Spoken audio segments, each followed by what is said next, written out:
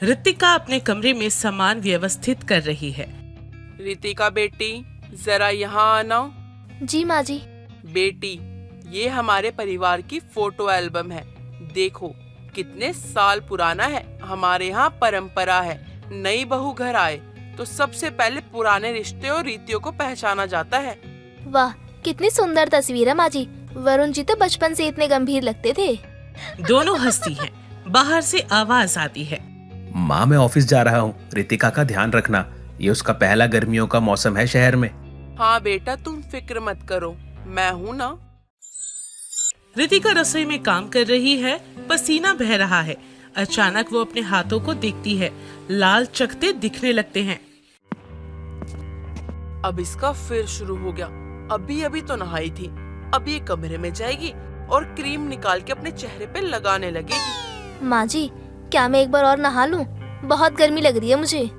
अरे तुम तो सुबह ही नहाई थी ना, इतनी जल्दी फिर से? जी वो गर्मी बहुत है, पसीना आ रहा है। अच्छा ठीक है, जाओ, लेकिन जल्दी आना। अंजलि बहन जी भी चाय पर आने वाली है।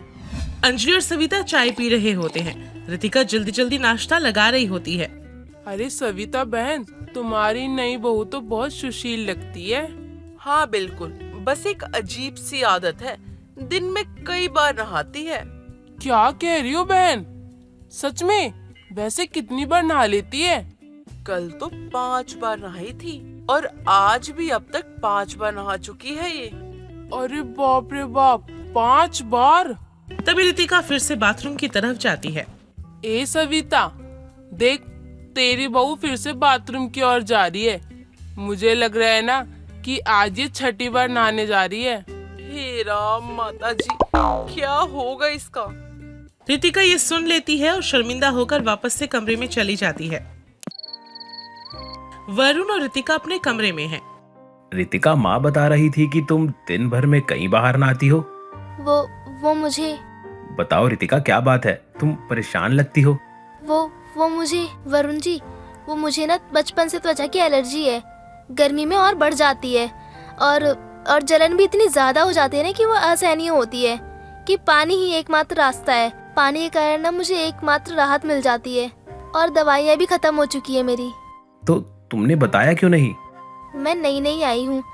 मैं नहीं चाहती थी कि आप लोगों को मेरी बीमारी के बारे में पता लगे। वैसे भी माँ जी को लगता है कि मैं नखरे बहुत ज्यादा करती हूँ और उन्हें फिर ये पता चलेगा तो उन्हें ऐसा लगेगा कि बीमार बहू उनके पल्ले बांध दी है। अरे कल ही हम डॉक्टर के पास जाएंगे और माँ से मैं बात कर लूंगा। नहीं वरुण जी, प्लीज आप माँ जी को मत बताइएगा। वो पहले से ही परेशान है पानी की वजह से और उन्हें ये पता चलेगा तब तो वो और ज्यादा परेशान हो जाएंगी। मैं संभाल लूंगी खुद को। सविता पड़ोस से पानी भरकर ला रही है।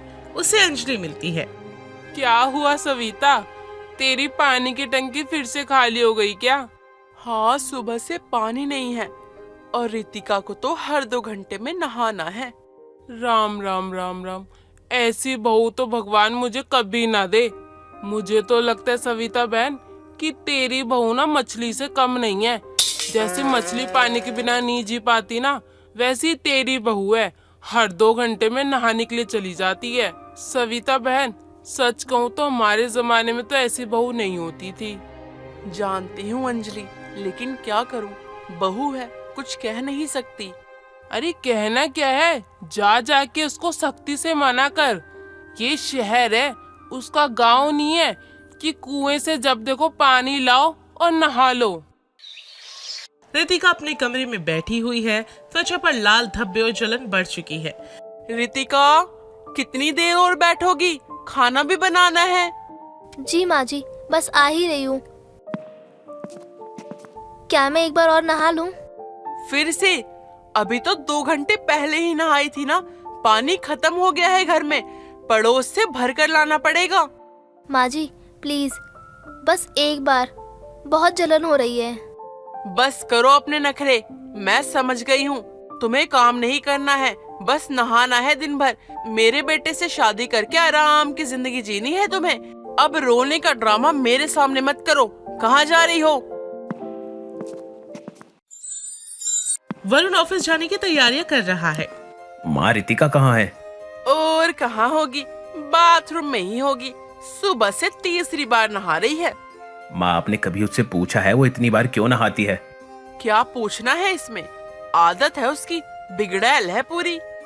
माँ, आप। अचानक बाथरूम से आवाज आती है कुछ गिरने की। वरुण भाग कर जाता है। रितिका बेहोश पड़ी है, पूरे शरीर पर लाल चकते हैं। वरुण उसे गोद में उठाता है। माँ, जल्दी आओ, रितिका। सविता दौड़ती हुई आती है। हे भगवान, ये क्या हो गया? इसे क्या हुआ? जल्दी हमें इसे अस्पताल ले जाना होगा। डॉक्टर मेहरा रितिका का चेकअप कर रहे हैं। अरुण और सविता बाहर प्रतीक्षा कर रहे हैं। हे कंपाउंडर, अरे कितनी बार तुमसे कहा है, अरे रिपोर्ट देते हो तो हिंदी में दिया करो। अरे तुम होगे बीटीएस के फैन, मैं नहीं हूँ, मुझे नहीं आती कोरियन। ये क्या लिखा हुआ है, मुझे कुछ समझ में नहीं आ रहा। साहब जी उल्टी। अरे उल्टी आई है तो बाथरूम में जाके उल्टी कर, मुझे क्यों बता रहा है? अरे साहब जी, हमको उल्टी नहीं आई है। हाँ तो मुझे आई है, हैं? अरे मुझे कोई उल्टी नहीं आई है, क्या उल्टी उल्टी लगा रखा है? अरे साहब जी, फाइल उल्टी है। अच्छा, पता है, अपने बाप को मत सिखा। इनकी रिपोर्ट देखने के बाद मैं इस नतीजे पे पहुंचा हूँ, इन्हें गर्मी से दिक्कत है। इन्हें हीट एलर्जी हो गई थी, जो कि अब बहुत आगे बढ़ चुकी है। लगता है इनकी दवाइयाँ बंद हो गई है। आप लोगों ने इन पे ध्यान नहीं दिया क्या, या आपको पता नहीं था इन्हें इतनी बड़ी बीमारी है? अरे कैसे लापरवाह हो आप लोग। डॉक्टर, मुझे कल ही पता चला था, वो अपनी दवाइयाँ भी खत्म कर चुकी थी। मुझे कुछ नहीं पता था, मैं तो बस उस पे चिल्लाती रहती थी और बस ये कहती थी कि वो नखरे कर रही है। आपकी पत्नी की जो हालत है, इस स्थिति में एकमात्र पानी से ही राहत मिलता है, इसीलिए मुझे लगता है वो बार बार नहाया करती थी और आप हो कि चिल्ला रही थी उस पे। अरे कैसी सास है? अरे आपकी बहू आपके साथ रहती है, उसे परेशानी है, दिक्कत है और आपको कुछ पता नहीं। हमने उन्हें दवा तो दे दी है, जिससे कुछ समय के लिए राहत मिल जाएगा और वो ठीक हो जाएंगी, लेकिन पूरी तरह ठीक नहीं होंगी और समय लगेगा ठीक होने में। रितिका बेड पर बेहोश पड़ी है। वरुण उसका हाथ पकड़े बैठा है। डॉक्टर चेकअप करते हैं और सविता दरवाजे पर खड़ी होकर आंसू बहा रही है। देखिए सविता जी, आपकी बहू को एक्जिमा और हीट एलर्जी है। इसमें त्वचा पे जलन होती है और ये इतनी ज्यादा बढ़ जाती है कि इंसान को बहुत तकलीफ होती है। साथ ही वो खुजली करने लगता है और अपने स्किन से खून निकाल देता है और बार बार नहाता है ताकि उसे कुछ समय के लिए राहत मिले। और आपकी बहू को देख के लगता है इसने बहुत तकलीफ सही है, लेकिन अंत में जब ये सह नहीं पाई तो इसकी ये हालत हो गई। हाय राम, मैं कितनी बड़ी अन्यायी हूँ। उसे तंग करती रही और उसने कभी अपनी पीड़ा नहीं बताई। माँ, रितिका ने कितनी बार समझाने की कोशिश की, लेकिन आपने एक बार भी उसकी बात नहीं सुनी। आपको तो यही चिंता रहती है ना कि लोग क्या कहेंगे, और यहाँ मेरी पत्नी। अचानक मॉनिटर में तेज आवाज होती है। रितिका की हृदय की धड़कन अनियमित हो जाती है। ये क्या हो रहा है? अरे नर्स, जल्दी आओ, इमरजेंसी है। सविता घुटनों के बल गिर जाती है। हे भगवान, मेरी बहू को बचा लो। मैं उससे माफी मांगूंगी, मैं उसकी हर बात मानूंगी। रितिका बिस्तर पर आराम कर रही है। सविता उसके लिए पानी लेकर आती है। बेटी, तुम्हारी दवाई का समय हो गया है। धन्यवाद माँ जी। रितिका, मुझे माफ कर दो बेटी, मैंने तुम्हारी बात समझने की कोशिश ही नहीं की। मेरा मन सिर्फ लोगों के ताने और पानी की परेशानियों में उलझा रहा। नहीं माँ जी, मुझे भी आपको बताना चाहिए था। मैं बस डर गई थी कि कहीं आप मुझे कमजोर ना समझ लें। कमजोर? और तुम, जिसने इतना दर्द चुपचाप सह लिया, वो कमजोर कैसे हो सकता है बेटा? तुम तो मेरी मजबूत बेटी हो। वरुण कमरे में प्रवेश करता है और उसके हाथ में फूल हैं। देखो रितिका, अब से हमारे घर में सबसे ज्यादा पानी तुम्हारे लिए होगा, और माँ ने पड़ोस के सभी लोगों को तुम्हारी स्थिति के बारे में बता दिया है। हाँ बेटी, और अब अंजलि जी खुद सुबह सुबह तुम्हारे लिए नीम का काढ़ा लेकर आती है। उन्होंने बताया है उनके गांव में ऐसी समस्याओं का इलाज होता है। आप सब मुझसे इतना प्यार करते हैं। रितिका, कभी कभी समझ न पाने से रिश्ते टूट जाते हैं, लेकिन समझदारी से वही रिश्ते और मजबूत हो जाते हैं। आज से तुम मेरी बहू नहीं, मेरी बेटी हो, और एक माँ हमेशा अपनी बेटी की पीड़ा को समझती है। अरे नर्स मैडम, आपने मेरी बहुत सेवा की है और मुझे लगता है मुझे आपसे प्यार हो गया है। I love you so much. आपने मेरा दिल चुरा लिया है। अरे अरे अरे, क्या बोले जा रहे हो आप? आपका मैंने दिल विल नहीं चुराया है, बस किडनी ही चुराई है, वो भी एक ही। अरे क्या बोल रही हो? रितिका रसोई में काम कर रही है और सविता उसके पास आती है। रितिका बेटा, गर्मी बढ़ रही है, कहीं तुम्हें जलन तो नहीं हो रही है ना? नहीं माँ जी, आपके नीम की पत्ती वाला उपटन बहुत फायदा कर रहा है। फिर भी अगर तुम चाहो तो नहा सकती हो, घर में अब 2 पानी की टंकियां हैं। लो सविता, ये मेरी भाभी ने ना स्पेशली गांव से भिजवाया है रितिका के लिए। वो कहती हैं कि इससे स्किन एलर्जी ना दूर हो जाएगी। देखा रितिका, तुम्हारी वजह से अब पूरा मोहल्ला एक परिवार जैसा हो गया है। तीनों महिलाएं हंसती हैं और चाय के लिए बैठ जाती हैं। सीमा के पति मनोज का एक्सीडेंट हो जाता है, जिस वजह से सीमा बहुत ज्यादा दुखी थी। उसके पति के पैर में बहुत ज्यादा चोट लगी थी और उसे डॉक्टर ने कंप्लीट रेस्ट करने के लिए कहा था। पति के एक्सीडेंट हो जाने के कारण घर की स्थिति भी बेहद खराब थी, इसीलिए सीमा परेशान होकर शिव मंदिर जाती है और शिव से प्रार्थना करती है। हे शिव जी, हे भोलेनाथ, कैसे भी करके मेरे पति को ठीक कर दो। मेरे पति बिस्तर पर पड़े रहते हैं, ये देखकर मुझे बिल्कुल भी अच्छा नहीं लगता। मैं चाहती हूँ कि हम कम कमाएं लेकिन खुश रहें और स्वस्थ रहें। मेरे पति की तबीयत मुझसे देखी नहीं जा रही। हे भोलेनाथ, कैसे भी करके मेरे पति को ठीक कर दो भोलेनाथ। इतना बोलकर सीमा वहाँ से जा रही होती है कि तभी रास्ते में उसे एक पुजारी मिलते हैं और पुजारी सीमा से कहते हैं, क्या बात हो गई बेटा? हमेशा तो पति के साथ आती थी, लेकिन आज अकेले मंदिर आई हो। घर में सब कुशल मंगल तो है ना? क्या ही बताऊं पुजारी जी, मेरे घर में तो दुखों का पहाड़ टूट चुका है। मेरे पति का बहुत बड़ा एक्सीडेंट हो गया था, जिस वजह से मेरे पति को डॉक्टर ने कंप्लीट बेड रेस्ट करने के लिए कहा है। और अपने पति को इस तरह से बिस्तर पर पड़ा हुआ देखकर मुझे तो बिल्कुल भी अच्छा नहीं लग रहा। बस इसीलिए उनकी सलामती के लिए मैं मंदिर आई हूँ। अरे कोई बात नहीं बेटा, तुम भोलेनाथ पे यकीन रखो, वो सबकी नैया पार लगाते हैं। वो तुम्हारी भी सुनेंगे, सब कुछ ठीक कर देंगे। अगर तुम मेरी बात मानो तो हरिद्वार के लिए निकल जाओ, वो भी कांवड़ लेकर। अरे वो सबकी मनोकामना पूर्ण करते हैं। हो सकता है वो तुम्हारी भी नैया पार लगा दे और तुम्हारा पति ठीक हो जाए। तुम चिंता मत करो, तुम जाओ, देखना खाली हाथ वापस नहीं आओगी। मैं अपने पति को ठीक करने के लिए कुछ भी कर सकती हूँ पुजारी जी, चाहे मुझे हरिद्वार ही क्यों ना जाना पड़े। मैं कावड़ लेकर हरिद्वार जाऊंगी और अपने पति को ठीक करके ही रहूंगी। पुजारी की बात सुन सीमा के मन में एक आस जाग जाती है और वह घर आकर अपनी सास से इस बारे में बात करती है। माँ जी, मैं कावड़ लेकर हरिद्वार जाना चाहती हूँ। अपने पति की सलामती के लिए हरिद्वार जाऊंगी ताकि मेरे पति ठीक हो जाएं, क्योंकि मुझसे उनकी ये हालत देखी नहीं जा रही। आखिर कब तक मेरे पति बिस्तर पर यूं ही लेटे रहेंगे। बेटा, अगर तुझे कुछ हो गया तो मैं क्या करूँगी? हरिद्वार जाना आसान नहीं है, वहाँ के रास्ते बहुत खतरनाक होते हैं और वहाँ कावड़ लेके जाना तो किसी के बस की बात नहीं होती है। ऊपर से तू अकेली और तू औरत भी है, कैसे जाएगी? माँ जी, आप मुझ पर विश्वास कीजिए, मैं कावड़ लेकर हरिद्वार भी जाऊंगी और वापस भी आ जाऊंगी। और जिस दिन मैं कावड़ लेकर वापस आऊंगी ना, उस दिन हमारे घर में शिव जी की पूजा होगी। ठीक है, अगर तू जाना चाहती है तो मैं तुझे रोकूंगी नहीं। तू जा, भगवान करे जिस मन्नत के साथ तू हरिद्वार जा रही है वो मन्नत पूरी हो जाए। सीमा, मेरी एक बात तुम कान खोल कर सुन लो। चाहे मैं ठीक हूँ या ना हूँ, लेकिन तुम हरिद्वार नहीं जाओगी। तुम्हारा अकेले हरिद्वार जाना बिल्कुल भी ठीक नहीं है।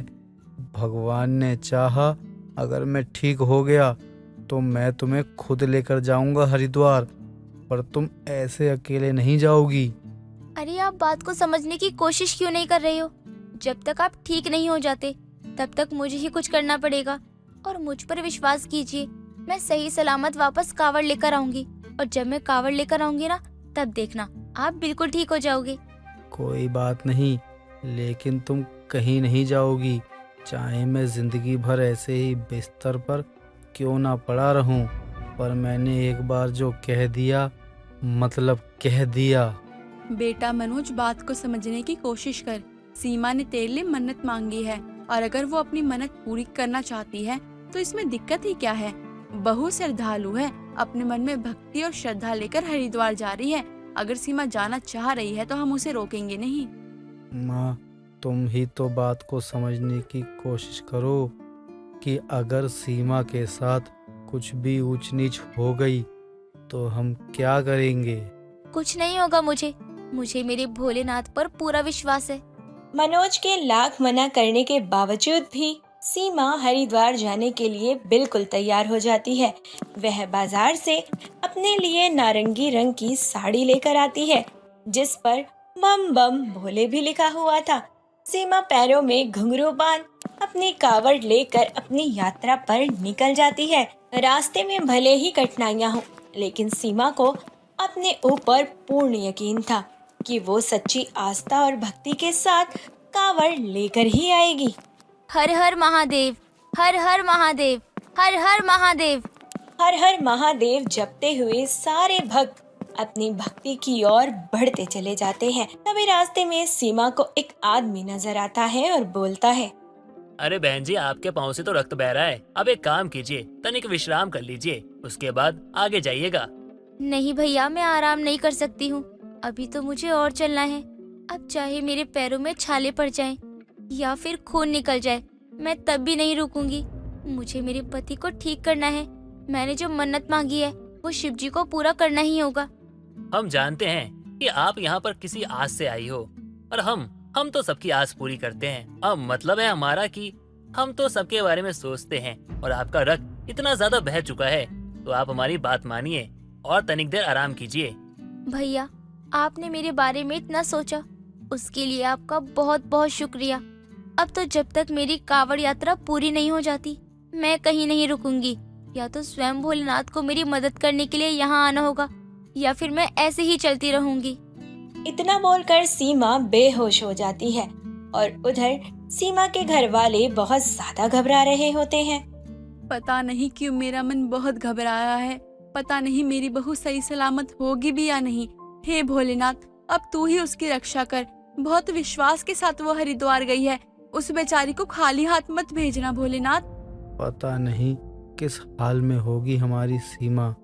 कभी कभी तो खुद को बहुत ही बेबस और लाचार महसूस करता हूँ। ऐसा लगता है कि मैं आप लोगों के लिए बोझ बन गया हूँ। बेटा, जीवन में उतार चढ़ाव आना तो आम बात है, पर इसका मतलब ये नहीं है कि उतार चढ़ाव आने से हम अपने परिवार को बोझ समझने लग जाएं या हम अपने परिवार के ऊपर बोझ बन जाएं। पर अब तो मुझे ऐसा ही लग रहा है माँ कि जो कुछ भी हो रहा है मेरी ही वजह से हो रहा है। के घर वाले सीमा को लेकर बेहद चिंतित थे, तो वहीं दूसरी तरफ वो आदमी सीमा को सही सलामत हरिद्वार पहुंचा देता है। थोड़ी देर बाद सीमा की आंखें खुलती हैं, तो वो खुद को हरिद्वार में पाती है। अरे, मुझे तो पता ही नहीं चला मैं हरिद्वार कब पहुंच गई और मेरी यात्रा पूरी भी हो गई। बहन जी, ये जो कुछ भी हुआ है उसके बारे में आप ज्यादा मत सोचिए, क्योंकि जो होता है वो प्रभु की इच्छा से होता है और स्वयं भोलेनाथ ने ये सब किया है, तो आप उसकी चिंता मत कीजिए। और ये गंगाजल को आप संभाल के रखिए अपने पास, और जब घर जाएं तो पति के ऊपर छिड़क दीजिएगा, वो ठीक हो जाएंगे। पर आप कौन हो और आप अब तक मेरे साथ हैं? हम तो सबके साथ रहते हैं, जिसको हमारी जरूरत होती है हम वहाँ पहुँच जाते हैं। हर हर महादेव। इतना बोलकर वह आदमी सीमा की आंखों से ओझल हो जाता है। यह देखकर सीमा समझ जाती है कि वो आदमी कोई और नहीं बल्कि साक्षात भोलेनाथ थे, जो सीमा की मदद करने के लिए आए थे। अब सीमा गंगा जल लेकर घर वापस आ जाती है और घर आकर सबसे पहले गंगा जल अपने पति के ऊपर छिड़कती है। थोड़ी ही देर बाद सीमा का पति पूरी तरीके से ठीक हो जाता है। देखा, मेरी बहू के कावड़ लाते ही मेरा बेटा बिल्कुल ठीक हो गया। जो कुछ भी हुआ है भोलेनाथ की वजह से हुआ है। उनका आशीर्वाद हमारे साथ हमेशा बना रहे और उन्हीं के आशीर्वाद से आज मेरा बेटा ठीक हो गया है। हाँ माँ जी, ये सब कुछ भोलेनाथ की ही लीला है। और इस तरह सीमा कावड़ लेकर वापस आ जाती है और उसका पति भी ठीक हो जाता है और उसका पूरा परिवार पूरी भक्ति के साथ शिव आराधना करता है।